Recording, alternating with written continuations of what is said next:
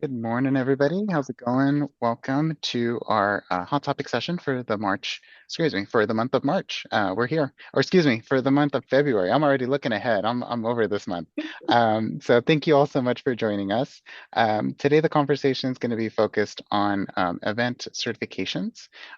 In this session, we're going to take some time to review some of the event certifications out there, create a little bit of a roadmap of what that means for different career stages, and then explore some that are maybe specific to some specializations as well. And then we'll have two presenters joining us today who will introduce shortly. And then following that, we'll have a Q&A session where we get the chance to connect with them a little bit more, maybe even share some questions between participants also. And then we'll call that a day. As you can see, for that Q&A session, we're going to invite folks to use the Q&A pod feature that's used in Zoom. So go ahead and learn where that is right now. It should, if it's not coming up right away on your menu, go ahead and hit more and then the Q&A, and you'll be able to go in there and check out the different questions participants are making, and you can upvote some of the ones that you like and comment and expand on some of the ones that also pique your interest as well. We will address those maybe throughout the presentation, but for sure at the end, and we're going to get through probably all of them, so don't be shy to go ahead and drop those in there. Before we begin our program, I do want to remind everybody of our 2026 Network Conference that's happening this July on the beautiful Cal Poly Pomona campus. The good news, the early bird registration rate has been extended until March. There's going to be a link in the chat coming shortly with more information on that conference, and of course for you to be able to register. All right. And with that, I want to take a moment to introduce our two distinguished speakers that are joining us here. Tim Lipke is the director of the MPI Academy for Meeting Professionals International, where he leads the charge in advancing professional development and education within meetings and events industry. With a passion for lifelong learning, Tim currently oversees the development and delivery of cutting-edge educational programs and, excuse me, designed to equip industry professionals with the skills and knowledge that they need to excel. This approach combines experiential learning with formal education, ensuring that all participants not only gain valuable insight, but also connect deeply with the material. Previous to MPI, Tim spent almost 2 decades in live event operations, leading teams for large-scale events from the creative design through the technical execution of live, hybrid, and virtual productions. Tim has a passion for storytelling and commitment to professional development for those around him. When Tim is not on the clock, you'll find him on the sidelines of his kids' sporting events, walking his dogs through the woods or trying something new every single day. I love that. Devin Lewis is our second speaker. Her name is synonymous with hospitality, a 28-year sales and marketing veteran with DMO, hotel, and event production experience. Devin is an exceptional leader who strives every day to be better than yesterday. Always looking to see where she can make a difference, this industry advocate is currently the Vice President of Business Development for ACJ Meetings. She is currently the 2026 Chair of the CMP Governance Commission and the past President of MPI Potomac, which happens to be the largest chapter in the world. Devin is also a proud member of the MPI Chapter and Membership Advisory Council, supporting the membership and facilitator subcommittees. The Smart Woman in Meetings Hall of Famer and chapter supplier of the award winner believes that professional development is key to one's success. I'm right there with you. Devin has achieved the CMP Fellow, CEM, HMCC, and DES designations throughout her career. Love it. Lots of long list there. She currently resides in Hampton, Virginia. Devin is an avid traveler who loves to see the world through a camera lens. Have suitcase will travel. Have a suitcase will travel is a lifelong mantra of hers. Thank you all for joining us here. And I invite everybody on the call here to use your reactions button to give both of our presenters a warm round of applause. And I'll turn the focus over to Tim. Awesome. All right. Thank you. If someone has a hand raised already. That's just applause for you guys. Oh, okay. All right. Awesome. Okay. Awesome. Everyone see the screen? All right. Well, welcome, everyone. Again, my name is Tim. Excited to be with you all today. As as Sam mentioned, we're both delighted just to talk to you a little bit about the journey, right? You as the event professional, right? You have timelines, budgets, venues. You play a really critical role in our ecosystem. And so, with that, when you're balancing priorities and decisions, you also have to balance that professional growth aspect and what's next for you. So we want to bring shed some light on that. If you're looking to upskill, maybe get that next designation, maybe you already have your CMP, what could be next for you? So I want to just take some time to share. And so kind of share a little story. First, what do these movies have in common with you as an event professional? So we have here Lord of the Rings, Hunger Games, and Star Wars. How many of you are familiar with at least one of three of these movies? I picked the three, right? So I would say one of my passions is the hero's journey. How many are familiar with the hero's journey, right? In each of these three movies, there is a hero that kind of goes through the gauntlet that has different trials and tribulations and ultimately comes out on top, right? If you look at these three movies as an example, right? And I really feel like us as event professionals, we kind of go through that same process, right? Where we're in this world of day-to-day managing timelines, budgets, stakeholders, and then we get this call to adventure. Maybe a new opportunity arises, a high stake event. Maybe it's a promotion. Maybe it's something like, hey, I want to get this designation or get my master's. But then doubt sets in, right? There's like fear, there's anxiety around it. What if I fail? And then maybe you meet someone like Gandalf, maybe someone in the industry that has been speaking to you in terms of like a mentor that could say, hey, you should really look at getting your CMP or your CMM or something else in the industry, right? And so we go through that, and you need those people to support you. It could even be your family. And so kind of going through that gauntlet of trials and tests and managing home life versus work life, and then ultimately you have to put a stake in the ground and say, yes, I want to do this, and then the achievement that comes out at the other end, just like in these great movies, right? What happens, at the end after they go through it? There's satisfaction, there's enjoyment. So kind of to set the stage, right? We all are heroes in our own right in our roles, and so what I'm excited to kind of share, with that. And this is kind of the idea of that hero's journey. So excited to kind of set the stage. How many of you know Savannah Bananas? Familiar with Savannah Bananas? This is Jesse Cole who organizes it. I just love his run of show. As you all have many runs of show, you think version 12 is going to be perfect. You get the show site. And then look what happens. All of these changes happen at the 11th hour with either black Sharpie or pencil or pen. And so I'm sure we can all relate to those last minute changes. And so one thing I do know is with those last minute changes, right? MPI Academy, we're diving into the AI world a little bit, figuring it out. But when we do these scans, right? When you have a headache, it just hurts up here. When you have a stomach ache, just here. But the whole body lights up when that client or that customer comes to you and is like, I just have one more change that I'd like to make, right? Your body is like, oh, not the 11th hour change that you get there's so much anxiety, but we all do it, right? Because that's why we're in the industry that we love so much.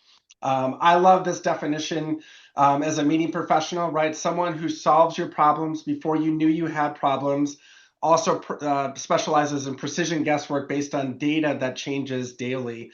How many of you can relate with that, right? Is that a good definition for all of us? And someone who toggles between 6 jobs simultaneously.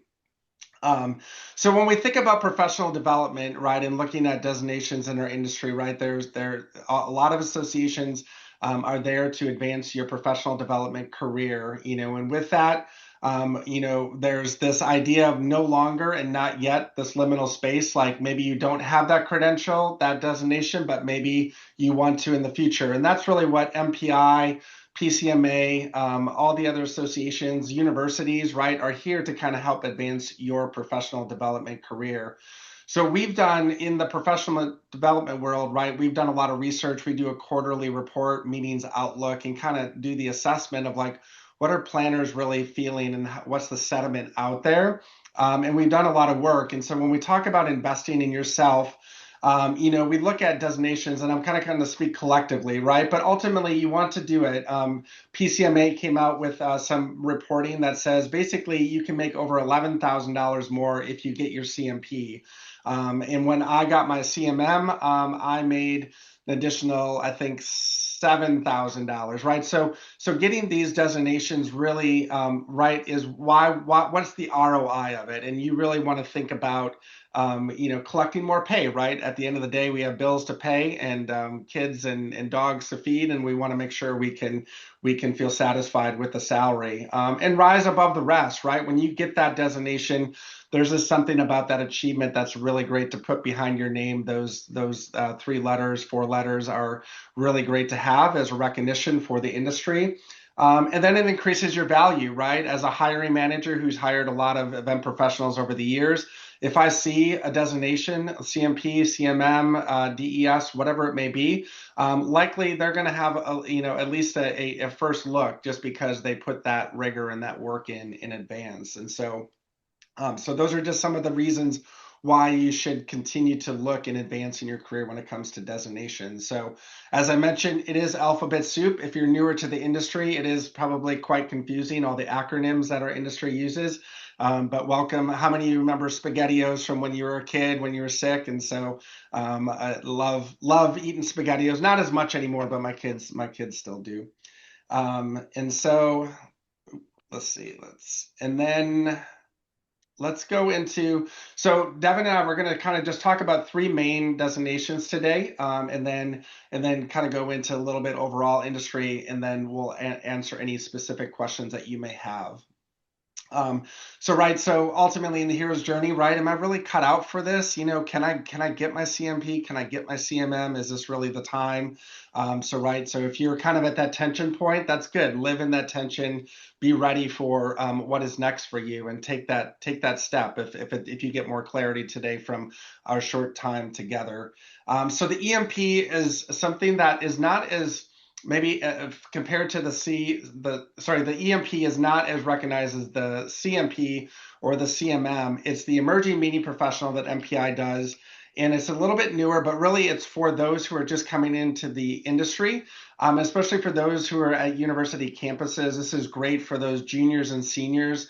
If you have a meetings and event program or a hospitality program, this is a great designation. It's a very much more simplified for those coming into the industry, that they can get that credential, and as they move into the workforce, they can then be connected with a local MPI chapter through getting the designation, as well as going through some competency, and you have to do a written examination. So if you're not familiar with the EMP, on the MPI website, we have some more information, but we have different university partners.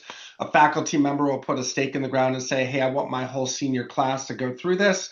So they go through about a 2 to 4 week program that'll ultimately be awarded the EMP designation, and then they can use that as leverage as they go out into the workforce for their first role. And so that is really the EMP, right? Like I said, it's for those in university. It could also be for someone who's 1 to 3 years in the industry. Maybe they didn't go into hospitality in college and missed that opportunity.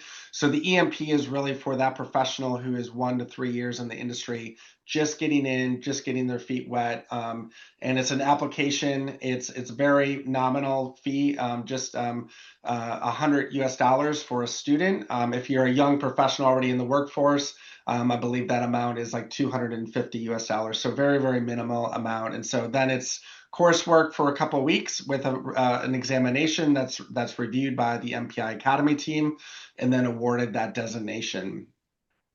And with that, I'm going to turn it over to Devin, who's going to talk to us about the CMP. So Devin, I think I have a question here. Is let's pause for a second. How many CMPs are in the world? I love in the chat.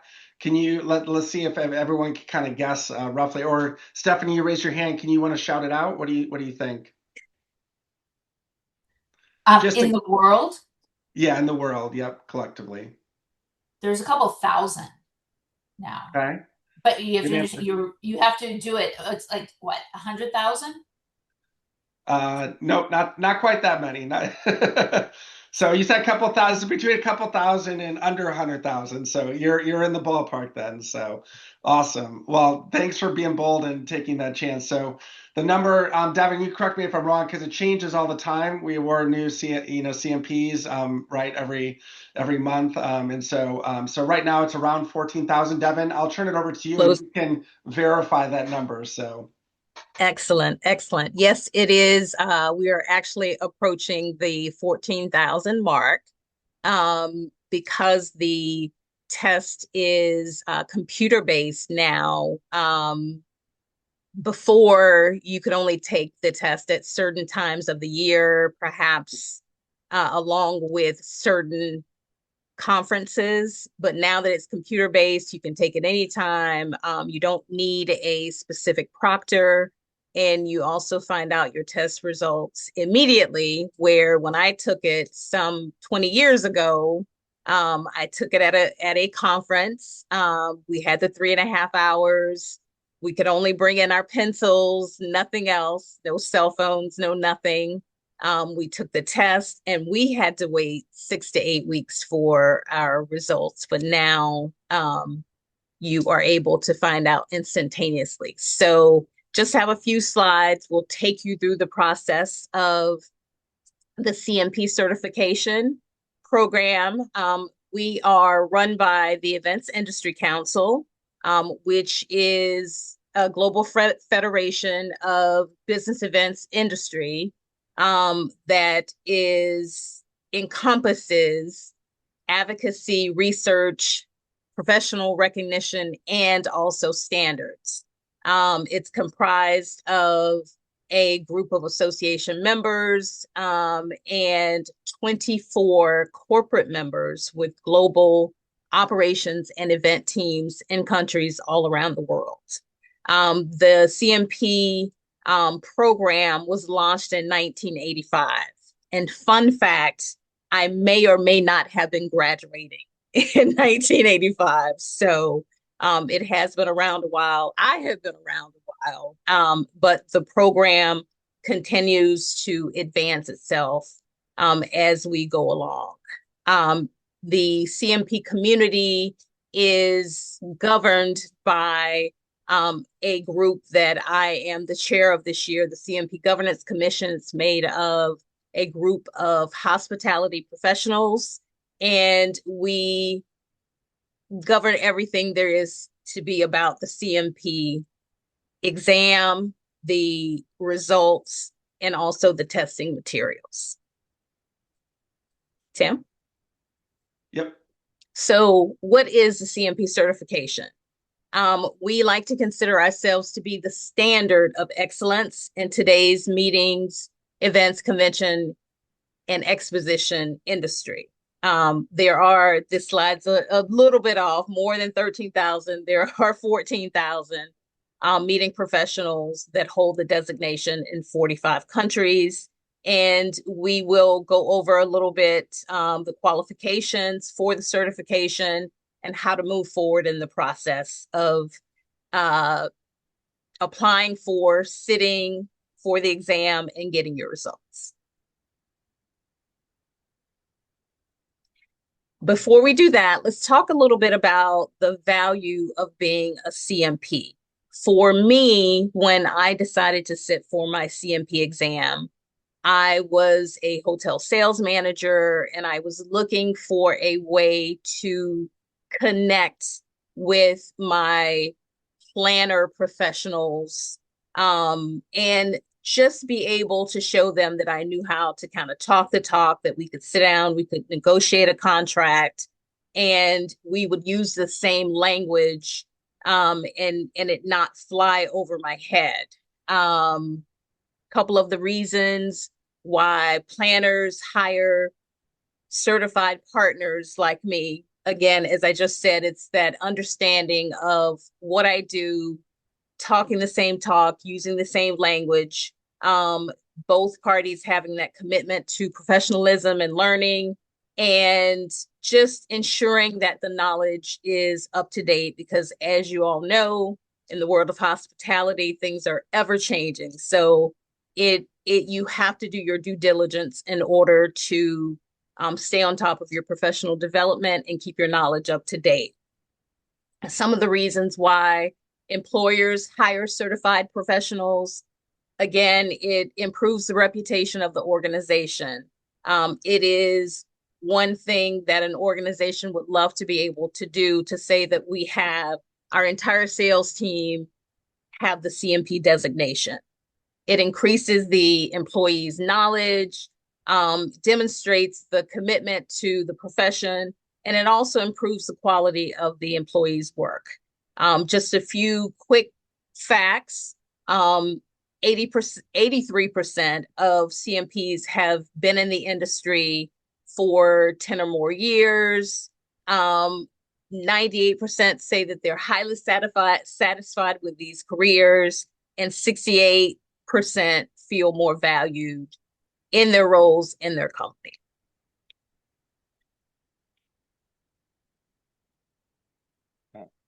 There we go. And just again, keeping in mind the top 4 career enhancing benefits on earning and maintaining your designation is the industry recognition. We are an industry that loves to celebrate all things, and the CMP is something that is highly coveted and highly celebrated. The peer acceptance, when people see that you have those 3 letters behind your name, they understand that you've gone through the process of applying for, sitting for the test and passing that test. So you have put in that time commitment. It is also, as Tim said, a salary enhancement. It is definitely something that you can always go back to and renegotiate, or if you're looking for a job at a higher level, that CMP is the stamp or the signifier that you have gone through the process. And also, again, like for me, the personal achievement of just being able to go through and actually accomplish the feat is, there's nothing satisfying than completing the task. Next slide. And just really quickly, these are the updated domains and standards that make up the CMP test. As of last year, the CMP Governance Commission, we spent the bulk of last year updating the test to today's standards. So we added in 3 new domains, as you can see under the 2025 updated standards. The percentages are the number of questions in those particular domains that are on the test. We launched our new test in August of 2025, and we are very, very close to the completion of updating some of the study materials as well. That should happen in Q2.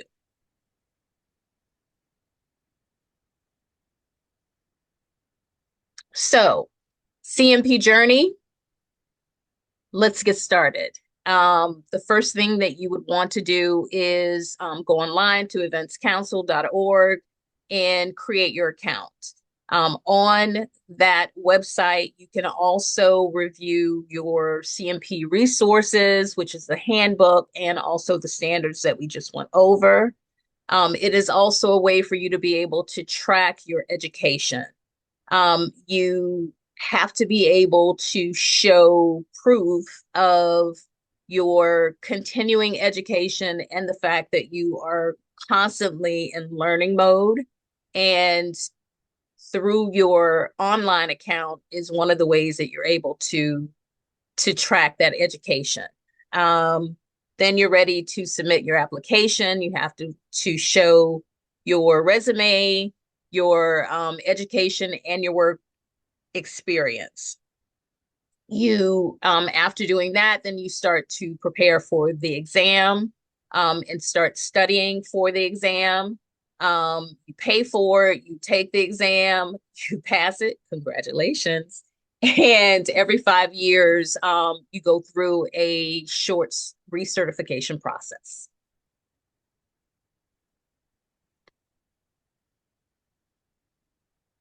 And you ask yourself, how do you obtain and how do you report your continuing education hours? Again, through your EIC online account that you will start at the initial process.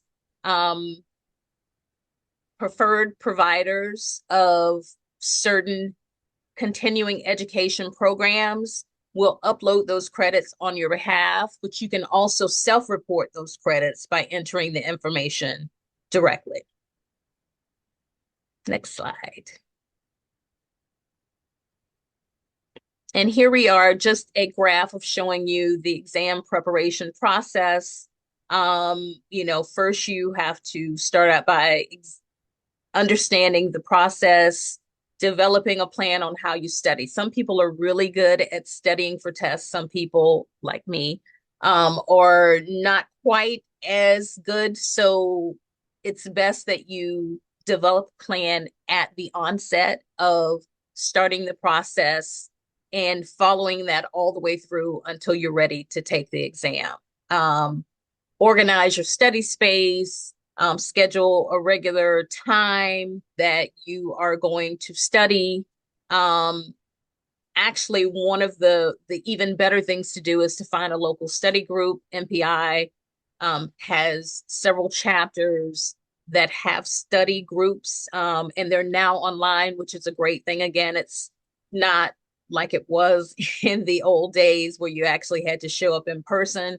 They actually have them online. So you could be in California, but you can join a study group in Maryland because it's all online.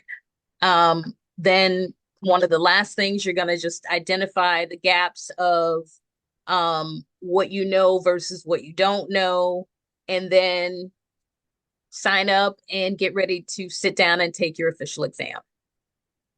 There are two practice exams that are available to help you during that initial process as well too. The exam is composed of 165 multiple choice questions. Each question has 4 choices. There are no all of the above or no none of the above. It's pass or fail. You just need to score a total of at least 55 in order to be able to pass.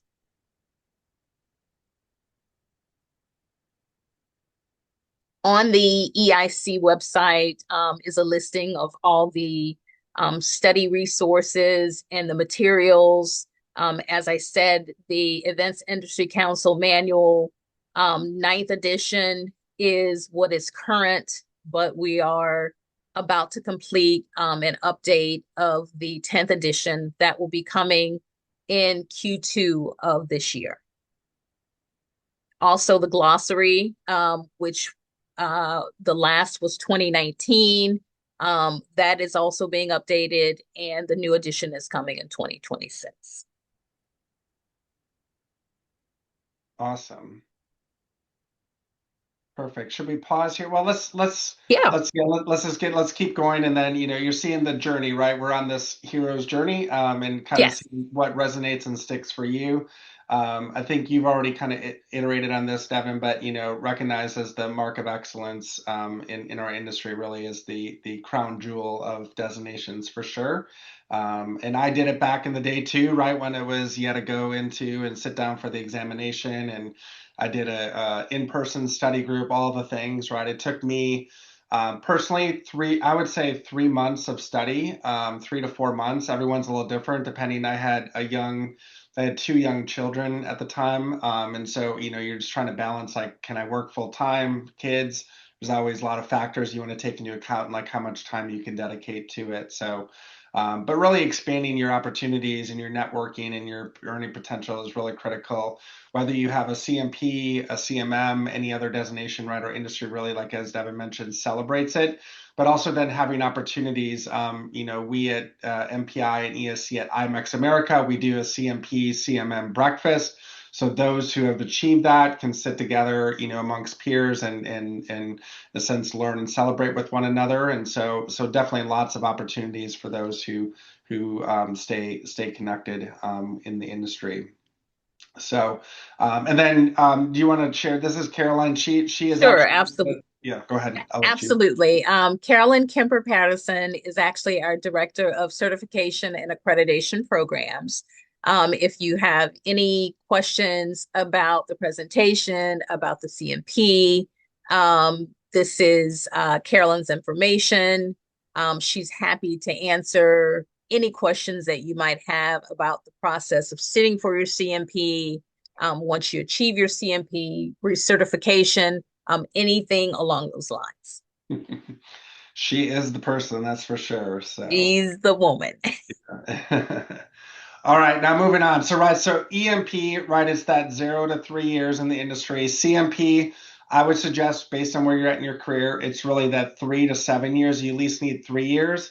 I would say some people, would even go further, 5, 7 years is okay. You can even take the CMP if you have 20 years in the industry. But when you get to that 7-year mark, that's where the CMM comes in, and that's MPI's designation when it comes to kind of senior management and going through basically not a quantitative process, but more of a collaborative process that you would do with peers who are either at a manager or director level. And so how many CMMs do you think are in the world, right? If the CMP has, that's the crown jewel, that's the one that's been recognized, been around for a long time. How many do you think CMMs in the world? Less or more? What do you guys think? Less, someone less. Okay, perfect.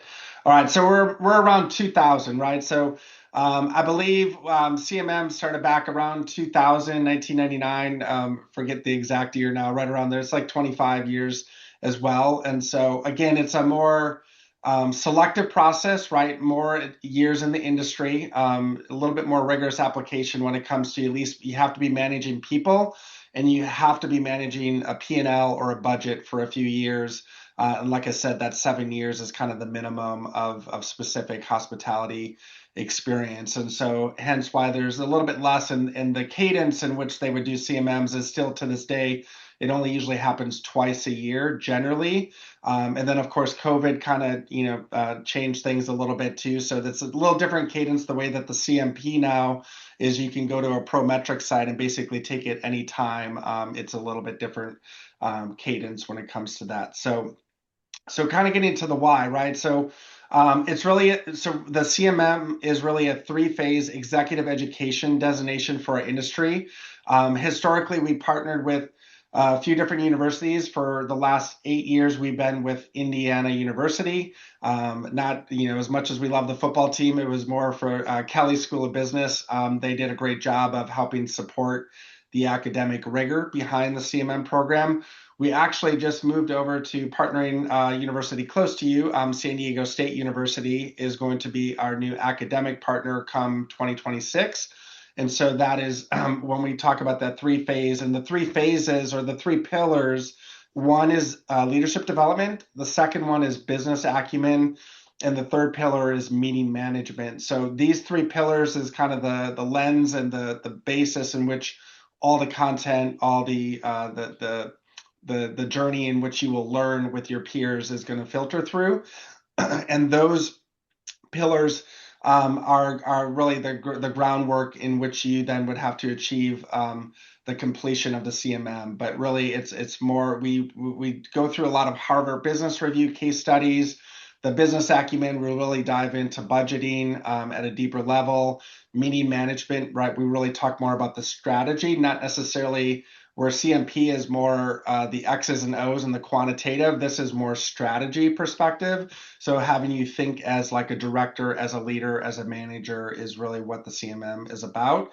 Here are just some of the course highlights. I don't think I'll go through all of them, but leadership, communication, change management, sustainable event design, design thinking. Those are just some of the topics in which will be a part of the curriculum that you would go through. Core features for the reimagined CMM as we look to it. So we used to, when I got the CMM back in 2018, there was the in-person experience, and then it turned, the remaining 3 months was a live online experience. And so with COVID, it went to all live online, all learning for a few years, for the last 4 or 5 years. But now in 2026, we're going back to that model of that 3-day immersive experience with about 10 weeks of live online training with the faculty, as I mentioned, who all live and work in the industry for many years. The differentiator with how you achieve the CMM is after you get approved for it, you go through that 3-day immersion experience together in person, and then you have that about 3 months of live online learning, usually twice a week for about 60 to 90 minutes. But then the capstone project is really a combination of a research project and a visual presentation. Think of Shark Tank. So you do a research project that is passionate for you. For example, if you want to bring sustainable initiatives into your organization, you will then work with the faculty and your CMM peers to get clarity around, this is what I want to implement into my organization. Or if you personally want to start your own business around events, you could do that. And then you work on basically a business plan, and then you put that together in written form, and then you turn it into a pitch deck that you would then share with stakeholders, peers, your faculty. And that is how you get awarded the CMM designation. It's not the quantitative examination like the CMP. It's more of a submission, and it's more of a pass-fail once you complete all of those factors. And so just a different experience depending on where you're at in your career. Devin and I get a lot of questions like, well, do I need the CMP before I take the CMM? No, you can take the CMM before you take your CMP. If you're longer in your career, then you don't necessarily need the CMP to sit for the CMM, as long as you have that experience and you're currently managing teams and budget. So again, there's no precursor, but it is a nice progression. If you have your CMP and you're ready for, you're itching for the next thing, then the CMM could be the right fit for you. So what's in it for me? Advanced leadership and strategy and management skills at like a higher director level. Distinguishes you as an expert, very similar to the CMP, right? And it really helps you help lead projects and lead those teams that you're doing in your roles. And opens the door maybe to perhaps an executive role or consulting roles, recognition. When I look at a lot of hiring managers, right, a lot of times they will say CMP preferred, or they will say CMP/CMM preferred. Not always the case, but again, as someone who's hired a lot of event professionals over the years, again, I think I would say a lot of hiring managers will note, if you have one of these two credentials, it really will give you a leg up, in the recruiting process if you're looking for your next job. So with that, I know we've shared a lot of information, so I'm just going to touch really high level before we turn it over to Q&A. So of course, in our industry, other associations, the PCMA does the DES, which is the Digital Event Strategist. So if you do a lot of hybrid work, digital event focus, DES is a great role. I know that PCMA is looking to kind of revamp that. They're, I think, in the 3rd iteration of that. But that's a great kind of on-demand paced credential that you can get, and you have to renew that every 2 years. I put the CTS on there, which is a little bit different. It's the Certified Technology Specialist. So Avixia, which is the Technology Association for industry. I went through that. I used to lead a lot of technical teams, and so I wanted to understand the audiovisual language more, and so I did it more for how to talk to technical directors and really have those conversations with our AV partners. So that's a great one. It is very rigorous. It's probably a very similar rigorous process to the CMP on the audiovisual side. So definitely it's something you want to consider there. If you're now past, if you're into a niche, like if you're part of site, CIS, the incentive designation, right, to get that is also great. If you really find your niche in incentive or luxury travel, that's a great designation as well to get. CED, which is with our partner at Event Design Collective. So that's more of from an event design. It's a 3-day immersion program, and then it's about a 4-month program where you build basically an event design strategy for a particular event, and you actually have to learn to facilitate it with your team members. And once you go through that process, that's how you are awarded the CED. So it's called the CED, the Certified Event Design Program. And so, and then IAEE, I forgot to mention the CEM, which is the exhibit management certification, supported by our friends at IAEE. So again, it depends on where you're sitting in the industry. If you're incentives, if you're in digital, if you're want to kind of think strategically from event design, it really depends. But there's a lot of opportunity to kind of sit for these other designations that are great to support your professional development growth. And so with that, I know Devin and I gave you a lot of information. So Sam, I'll turn it over to you to kind of tee up our next part of the conversation. Yeah, well, thank you both so much. Very insightful information, and yes, my head's awash. There's still alphabet soup, but I have a sense of like what the different chunks mean this time. So thank you so much, and I'm sure the group appreciates it as well. I want to start with the one question that's in the chat, and I also want to take this opportunity to invite other folks to, of course, pop in your questions either in the Q&A pod or the chat at this point, or maybe it's just you want to come off mute, tell us a little bit about your story, and you want to take suggestions as to what might be a good certification that'll be a good fit for you. With that plug made, the question from Talon in the chat about whether the salary enhancements would be applicable recognized at the UC level as well. I'll start that one and then I'll turn it over to Devin and Tim. Not super familiar with the HR processes at the UC, but I know for CSU, this is kind of a moving target. But I think it falls under the same kind of vein as any other certification where essentially it codifies skills that you've picked up either through your work or through formal training. And I think those remain a good kind of bargaining chip whenever you're in those salary negotiations, whenever they happen throughout your career. Devin, Tim, anything to add on there, or maybe a different way to look at it? Um, well, I know either with government or university settings, right, there's probably more stipulations and, in order to get that promotion, right, you probably have to go through a few more steps. So, I mean, I definitely would, if you go through that process, I would think at least it's open to at least a conversation with your superior to have that conversation and see what they can do for you. I know both with the CMP and the CMM at those different points, it was probably like a 7 or 8 year difference when I got each of them. Next day I'm basically in my boss's office saying, "Hey, look at look at the paper I got. Can we talk about, a little extra cat?" Of course you want to basically celebrate that, but also say, no, I put in a lot of blood, sweat, and tears to get those credentials. And so, and usually we threw out some numbers for you. 10,000 is probably an average.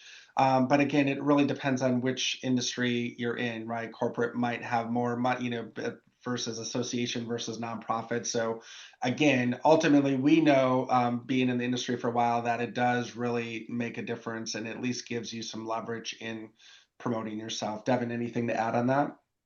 I would just say that as you are going through the process and you are going on this journey, take your boss with you. Let your superiors know what it is that you're working on, what you're trying to obtain, and keep them involved in your progress so that once you're finished, then the hope is that during the time that you are preparing for this test, that you've come up with a plan of what's next. So you don't have to pass the test and then go, okay, I passed my test. Now what are we going to do? You've actually already set in place a growth plan of what might be next once you pass your exam. Sam, Yeah. I wanted to just pop in with this, and add something to this, and thank you, Devin. I think it's really important to take your boss with you and let them know what you're doing, no matter what kind of certifications, whether it's through CMP or anything else. But I did like what any good professional does these days. I went to our friend Chat GPT and I asked for verifiable information. That's what you always want to put in your prompt. Provide verifiable or verified information only, because it does hallucinate. But because, and from the research that I received is that because we work in negotiated salary schedules within the CSU and the UC, and we are in the bargain environment, the certifications themselves are not part of the salary negotiations. However, sometimes in the job descriptions, they will ask for like a CMP or other types of certification. So there still is value in having that certification. I think that's where Devin is advised to take your manager or your boss on the ride with you, so they know already what you're doing and can shape that outcome.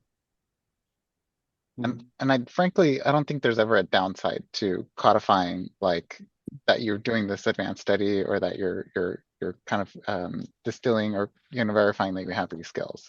So even again, if there's not like a direct through line to just because I have this certification, I now have more salary, you could always use that for other instances as well. Right. In higher Stephanie, I saw you. education, I mean, we Yes. love our masters, our bachelors, our doctorates. So a certification is right in line with that. Yeah, Stephanie, I saw you jump off mute. I want to say that I work for UC, and correct, it will not help my salary at all.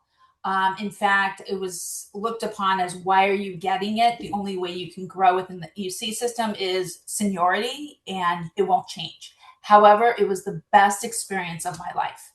And I absolutely love the knowledge I gained from it and the networking I've done. And honestly, I go into events with a different mindset now, and why we're doing things the way we're doing it. And when people are like, oh, let's cut corners, I get a lot of questions about music that is being played. And I'm like, whoa, whoa, whoa, don't play music unless we have a license. And they're like, oh, we can do it. And I said, so I put it in writing and cover myself. I'm like, just let you know, it needs to be a license, and I'm not playing that music. So you have a different knowledge and a different level has been really beneficial. And I'm going to say this because I didn't see anyone else from my UC on there. Yes, people do reach out to you directly through LinkedIn once you get that CMP there. And it's been a very good couple of weeks for me. So that's it. Awesome.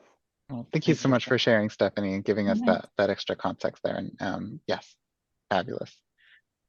Perfect. Can I add another question, Sam? Can I go along with that? So one of the things I'm wondering is if either Devin or Tim can kind of address how certifications really help reduce legal or financial risks and liabilities. I think that's what Stephanie's alluding to. So maybe we could address that as our, one of our next questions.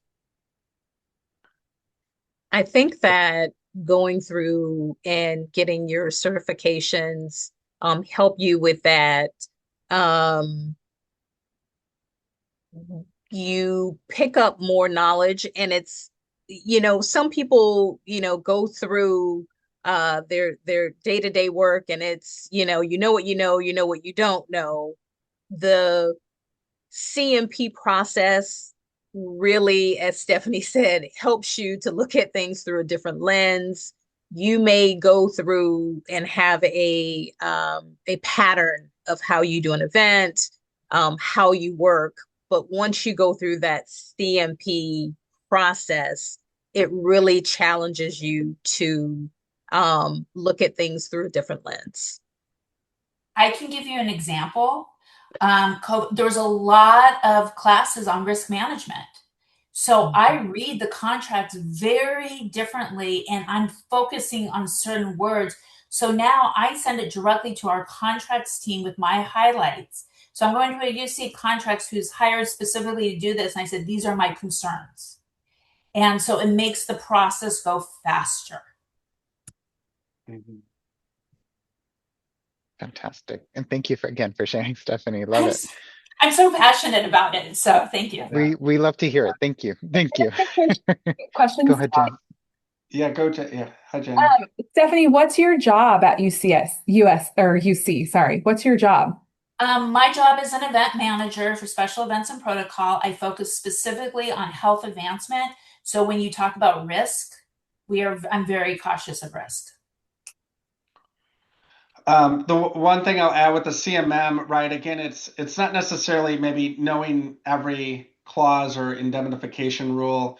It's more like as you get these credentials, it's more about it's the lens in which you're seeing it. To Stephanie's point or to Devin's point is like CMM. It's all about strategy. It's about how do you work through those tension points, those pain points. How do you navigate leading teams, right, to kind of reduce risk management. So again, it's taking those steps because even with AI becoming more prominent, right? Where in the old days I would have to go through long contracts and right highlight it myself. Now where we're going probably with like when it comes to contracts, right, is AI can quickly say, hey, pull out the three things that maybe are concerning, or like it's really now the role isn't so much like do I have to read through every clause, but how do I strategically think through and who do I need to reach out to for this particular thing that could help mitigate risk, right? So again, it's helping you be a better strategic thinker, which many of you are in the university setting.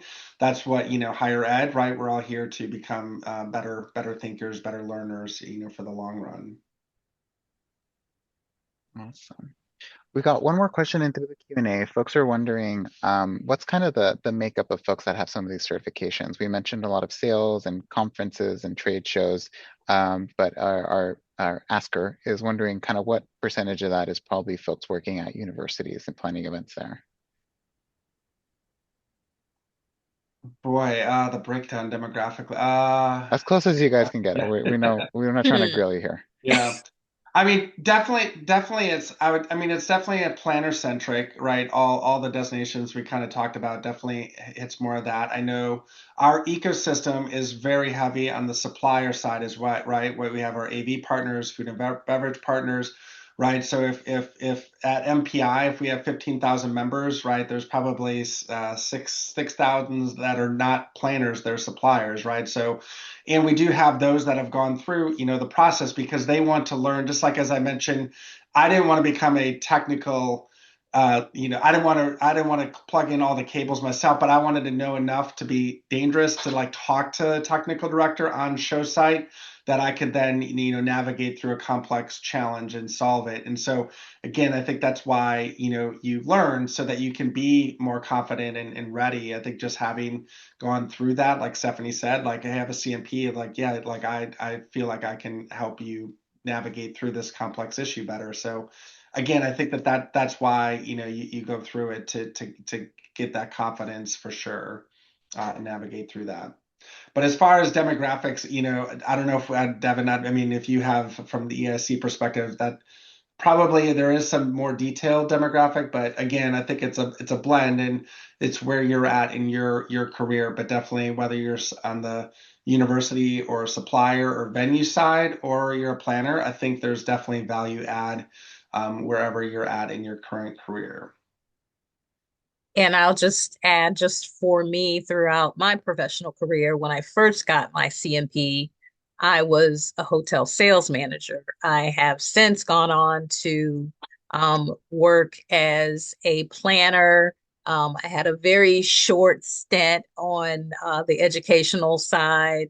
I've worked in a lot of facets of hospitality, but once you go through the process and you earn that CMP, it will help you in any role or any facet as far as I am concerned. Yeah.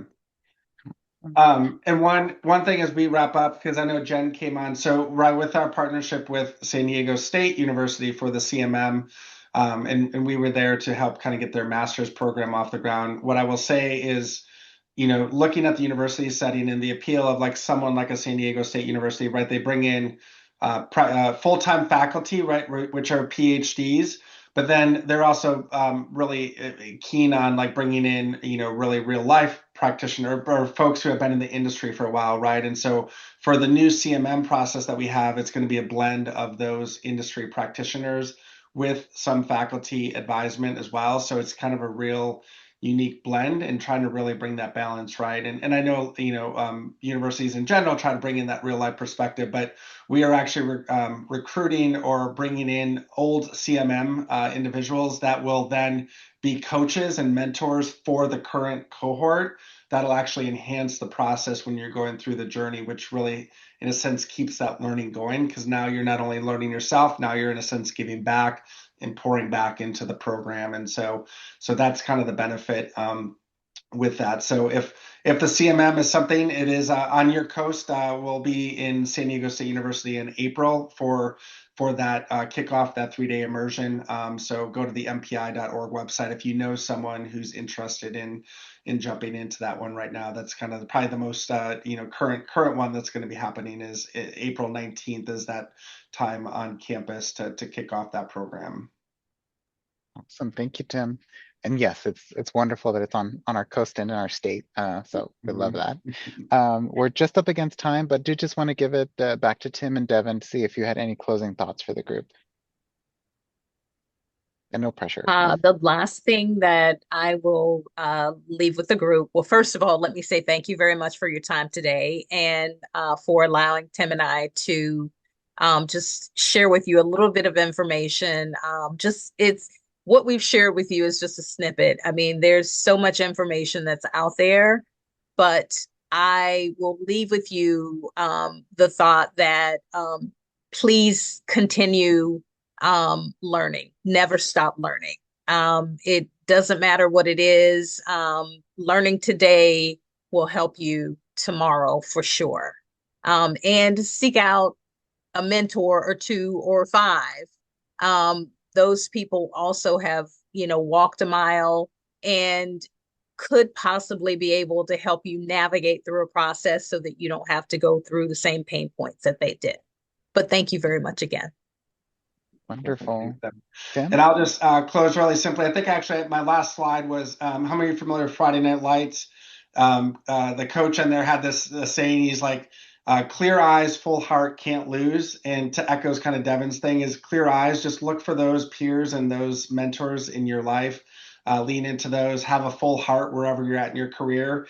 And you really can't lose, right? So in terms of professional development, as long as you're staying curious and learning, you will be set up for success and satisfaction. So we're here as a industry to support you, even from the university perspective. If you know other industry friends who maybe want to learn more about whether it's MPI, EIC, other association partners, glad to be a resource and a sounding board to get you in the right place. So thanks again, Sam and Phyllis, for having us today. Awesome. Thank you both for joining us. And those of us that are here, feel free to give us another round of applause via the fun Zoom interactions here. I'll close this out by giving another reminder of our conference that's coming up in July. We want to see you guys there. The team at Capella Pomona is cooking up quite an event for us, so please join us. And then I also wanted to share about our hot topic for next month in March. I'm on the right month this time. That one will focus on the benefits of the network. That's the CSU+UC PN Events Professionals Network.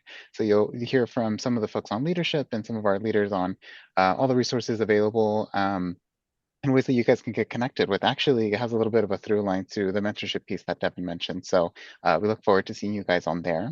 Thank you so much for giving us a bit of your day to join us today, and best of luck with everything. Have a great rest of the week, and we'll see you next month. Take care.